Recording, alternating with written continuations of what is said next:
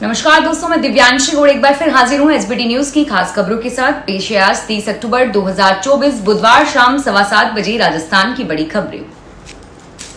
Institute of chartered accountants of India ने 30 अक्टूबर को CA foundation और इंटरमीडिएट परीक्षाओं के नतीजे जारी किए हैं। सीए और फाउंडेशन के स्कोरबोर्ड आईसीआई की आधिकारिक वेबसाइट पर उपलब्ध हैं। इस परीक्षा में शीर्ष रैंक पर महिलाओं का दबदबा रहा। भारतीय चार्टर्ड अकाउंटेंट संस्थान ने जनवरी 2025 की परीक्षाओं के लिए परीक्षा तिथियों की घोषणा कर दी है। आधिकारिक कार्यक्रम के अनुसार फाउंडेशन कोर्स की परीक्षा 12, 14, 16 और 18 जनवरी को होगी। इंटरमीडिएट कोर्स की परीक्षा ग्रुप के अलावा 11, 13 और 15 जनवरी को और 17 जनवरी को होगी। मेहंदीपुर बालाजी के गुर्जर सिमला गांव में धोखाधड़ी मामले के एक आरोपी को पकड़ने गई पुलिस टीम के साथ आरोपी और उसके परिजनों ने धक्का-मुक्की करके मारपीट कर दी। इस दौरान एक पुलिसकर्मी की वर्दी भी फाड़ दी और वहीं 2 पुलिसकर्मियों के चोट लगी है। इस पर आरोपी व उसके परिजनों के खिलाफ राजकार्य में बाधा डालने पर मामला दर्ज हुआ। पुलिस ने आरोपी पति पत्नी को गिरफ्तार करके एक नाबालिग बालिका को निरुद्ध किया है।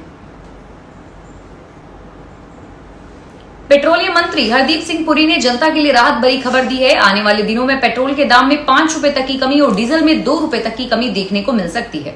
पुरी ने सोशल मीडिया पर इस बारे में संकेत दिए हैं और बताया है कि आखिरी बार मार्च में पेट्रोल डीजल के दामों में 2 रुपए की कटौती की गई थी। फिलहाल अंतर्राष्ट्रीय बाजार में कच्चे तेल की कीमत $71 प्रति बैरल है। इस बीच पेट्रोलियम कंपनियों ने कमीशन में बढ़ोतरी करके उन्हें दिवाली का तोहफा दिया है। राजस्थान में 13 लाख बुजुर्गों को संकट का सामना करना पड़ रहा है। वे अपने इलाके के एसडीएम या बीडीओ अधिकारियों की वजह से दाने दाने को मोहताज हैं। सब एक ही समस्या से परेशान है कि उनकी पेंशन किसी न किसी कारण से सरकारी फाइलों में अटक गई है। कई लोगों को कागजों में मृत मान लिया है तो कई लोगों को डाटा मैच नहीं करने की वजह से पेंशन का लाभ नहीं मिल रहा है। दफ्तर की खाक थक चुके हैं, लेकिन अधिकारी पेंशनर्स की समस्या को हल नहीं कर पा रहे हैं। रिपोर्ट्स के अनुसार राजस्थान में 90 लाख पेंशन लेने वाले बुजुर्ग हैं, जिनमें से 13 लाख लोगों को ही पेंशन का लाभ नहीं मिल पा रहा है। बूंदी एसपी ने बजरी माफियाओं से नजदीकी रखने के मामले में एक्शन लेते हुए सदर थाने में तैनात 2 एएसआई को निलंबित कर दिया है। दोनों एएसआई एक दुकान पर बजरी माफिया के साथ मिठाई का आनंद ले रहे थे। इसके साथ ही सोशल मीडिया पर एक वीडियो आया और इस पर एसपी ने एक्शन लिया है। मामले की जांच की जा रही है। बूंदी एसपी राजेंद्र मीणा ने सदर थाने में तैनात एएसआई राजेंद्र सिंह को निलंबित किया है। बजरी माफिया के खिलाफ पुलिस थानों में अलग अलग मामलों में 8 मामले दर्ज बताए गए हैं। जयपुर के चेन स्नेचिंग की वारदात करने वाले आरोपी को मानसरोवर पुलिस ने 700 किलोमीटर दूर चंडीगढ़ से पकड़ा है।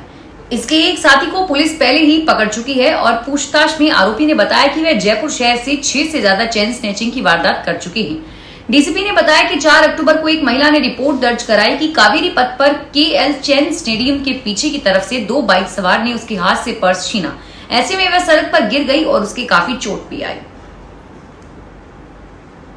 टैंकर चालक की ओर से 42 लाख का राइस ऑयल चोरी करने का मामला सामने आया है। आरोपी टैंकर चालक ने हादसे को रूप देने के लिए खाली टैंकर को पलटा दिया। टैंकर पंजाब से भीलवाड़ा के लिए भेजा गया था और नसीराबाद पुलिस मामले की जांच में जुटी थी। झुंझुनू के पोस्ट नुआथना निवासी दिनेश पुनिया ने रिपोर्ट दी और बताया कि बाड़मेर के गुड़ा मालानी भूपत लाल ने 30 टन राइस ऑयल लेकर पंजाब से सरलोक इंडस्ट्रीज भीलवाड़ा के लिए रवाना हुआ था।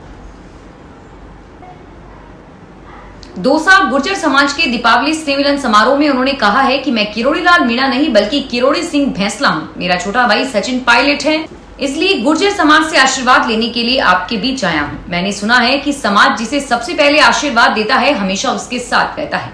किरोड़ी लाल मीणा ने कहा कि यदि दौसा विधानसभा में यदि भाजपा जीती है तो मेरा और गृह राज्य मंत्री जवाहर सिंह बेडम का प्रमोशन होगा। गुर्जर मतदाता हमेशा भाजपा के साथ रहा है और अब भी भाजपा के साथ है। दीपावली पर राजस्थान में कानून व्यवस्था और शांति बनाए रखने के लिए पुलिस मुस्तैदी से जुटी हुई है। पुलिस के जवान बाजार से लेकर सोशल मीडिया तक कड़ी नजर बनाए हुए हैं और वहीं जयपुर पुलिस मुख्यालय ने अपने इंटेलिजेंस और मुखबिर तंत्र को भी अलर्ट किया है ताकि किसी भी अप्रिय घटना पर काबू पाया जा सके। इसके चलते पुलिस मुख्यालय ने जिलों में आरएसी और होमगार्ड का अतिरिक्त जाब्ता भी मुहैया करवाया है। दरअसल आए दिन विमानों में बम की धमकी और पिछले कुछ दिनों में प्रदेश के इलाकों में सांप्रदायिक तनाव की सामने आई घटनाओं के बीच पुलिस दीपावली पर अतिरिक्त सावधानी बरत रही है। एडीजी का कहना है कि दीपावली पर सभी डीसीपी और एसीपी को पुलिस मुख्यालय की ओर से सुरक्षा व्यवस्था कड़ी करने के निर्देश जारी किए गए हैं। महाराष्ट्र के बांद्रा टर्मिनल्स पर बीते दिनों हुई भगदड़ के कुछ दिनों के बाद पश्चिमी रेलवे ने नया फरमान जारी करके कहा है कि अगर यात्रियों का सामान यात्रा श्रेणी के लिए स्वीकार्य व तय सीमा से अधिक हुआ तो उन पर जुर्माना लगाया जाएगा। रेलवे ने लोगों से स्टेशन पर अधिक भीड़ न लगाने का आग्रह किया है। पश्चिमी रेलवे ने कहा है कि रेलवे अपने प्रत्येक यात्री को यात्रा के दौरान एक निश्चित मात्रा में बिना किसी शुल्क के सामान ले जाने की अनुमति देता है, लेकिन स्कूटर और साइकिल जैसी वस्तुओं समेत 100 सेंटीमीटर की लंबाई और चौड़ाई 70 सेंटीमीटर से अधिक आकार के सामान को निःशुल्क ले जाने की अनुमति नहीं होगी। केंद्र सरकार ने देशवासियों के लिए बड़ा ऐलान किया है। दिल्ली से वर्चुअल माध्यम से प्रधानमंत्री मोदी ने 12,850 करोड़ रुपए से अधिक की योजनाओं को शुरुआत किया और इसी के तहत मेरठ के कंकरेड़ा में 100 बेड के ईएसआई अस्पताल का शिलान्यास हुआ। कार्यक्रम में उत्तर प्रदेश के मुख्यमंत्री योगी आदित्यनाथ अतिथि के रूप में शामिल हुए और इसके बाद प्रधानमंत्री मोदी ने 70 साल से अधिक उम्र के बुजुर्गों को राहत देते हुए उन्हें आयुष्मान योजना में शामिल करने का ऐलान किया। इस दौरान प्रधानमंत्री ने दिल्ली और पश्चिम बंगाल के बुजुर्गों से माफी मांगते हुए कहा कि इन राज्यों की सरकारी योजना को लागू नहीं होने दे रही, जिससे वहां के बुजुर्गों को इस योजना का लाभ नहीं मिल पाएगा। राजस्थान में सरकारी नौकरियों की भर्ती में फर्जीवाड़े थमने का नाम नहीं ले रहा और अभी तक पेपर लीक और डमी कैंडिडेट्स परीक्षा में पास करके सरकारी नौकरी पाने के मामले सामने थे, मगर अब परीक्षा पास करके सरकारी नौकरी पाने जा रहे 156 फायरमैन को फर्जी डिग्री डिप्लोमा लगाकर नौकरी पाने के रैकेट में पकड़ा है। फायरमैन की भर्ती करने वाले राजस्थान कर्मचारी चयन बोर्ड ने उन्हें अयोग्य घोषित किया है और सरकार को सूचना दी है कि इनकी नौकरी तुरंत प्रभाव से रोक दी जाए, क्योंकि इन्होंने फर्जी डिग्री और डिप्लोमा लगाकर परीक्षा पास की है। देश भर में इस साल दिवाली की तारीख को लेकर काफी असमंजस चल रहा है और ऐसे में अब अयोध्या और कटरा स्थित मां वैष्णो देवी मंदिर में 1 नवंबर को दिवाली मनाने का फैसला किया गया है। यह फैसला इंदौर और अयोध्या में हुई इस धर्म सभा में देश भर के धार्मिक विद्वान और ज्योतिषाचार्यों ने सर्वसम्मति से दिया है। इस बीच इंदौर के संस्कृति विश्वविद्यालय ने भी 1 नवम्बर को दीपावली मनाने की घोषणा की है। ज्योतिष गणनाओं के अनुसार 1 नवम्बर को शाम 6:15 बजे का समय पूजा के लिए शुभ माना गया है। डूंगरपुर के कोतवाली थाना क्षेत्र में बलवाड़ा रेलवे फाटक के पास 3 युवकों से लूट की वारदात हुई। बदमाशों ने तीनों से 37,000 रुपए लूटकर फरार हो गए। 3 बाइक पर आए 9 बदमाशों ने वारदात को अंजाम दिया और पुलिस लुटेरों की तलाश कर रही है। कोतवाली पुलिस के अनुसार दिनेश ने डोल कुंजेला से रिपोर्ट दर्ज कराई है और इसमें बताया है कि उसके साथ सुभाष अरविंद बाइक लेकर दिवाली का त्योहार मनाने के लिए घर आ रहे थे।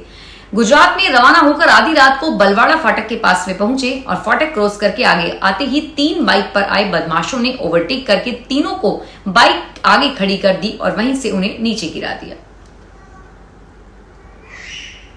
कोटा में दिवाली की शुभकामनाओं और पर्व की खुशियां साझा करने के लिए जिला कलेक्टर डॉक्टर रविंद्र गोस्वामी एवं पुलिस अधीक्षक शहर डॉक्टर अमृता दुल्हन बोरखेड़ा स्थित आश्रम में मानसिक विमंदित बच्चों के बीच पहुंचे। इस अवसर पर उन्होंने बच्चों के साथ मिलकर दीपोत्सव का उल्लास मनाया।